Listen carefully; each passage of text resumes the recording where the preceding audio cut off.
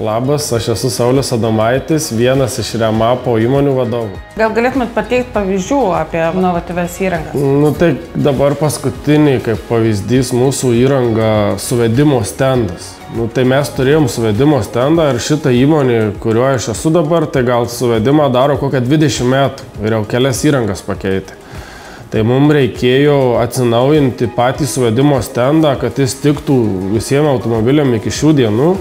Ir reikėjo priimti sprendimą, ar seną įrangą naujinti ir gaivinti. Ir tai įsigilinus iki galo, ta sena įranga būtų nesugebėjus visko padaryti, ko mes norim. Tai žodžiu, esmė pasigilinus dabar, kaip pavyzdys, sena įranga darydavo tik suvedimą, kaip dabar mūsų esanti nauja įranga, kurią mes iš jūsų įsigijom, tą suvedimą padaro tokį, kad visa automobilio patikra realiai gaunasi. Ta prasme, įvažiuoja automobilis, pasidaro diagnostiką pirmiausia, tada pasitikrina važiuoklį, pasitikrina padangos, pasitikrina viskas pasitikrina, kas yra susijęs su suvedimu.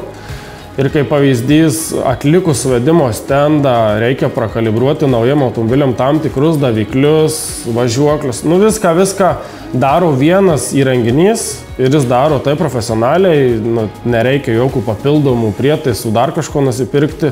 Kaip kad lyginant su senu, būdavo tiesiog daromas suvedimas ir niekas daugiau.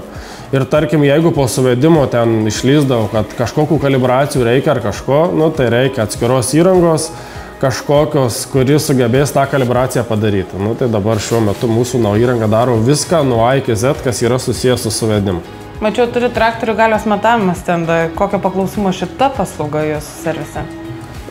Šita paslauga pas mus yra dar nauja.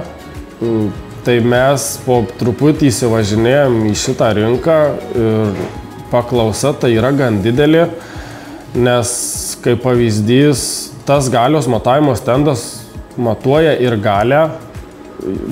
Daugam ūkininkų aktualu pasimatuoti galę, perka naują traktorių ar kažkas panašiai, kitiem tiesiog įdomu. Arba kitas momentas, kur mes dažniausiai naudojam, tai pasimatuoti galę prieš programavimą ir galę po programavimo, kad matytųsi, kiek pasikėlė ta galia tam būtent traktoriui.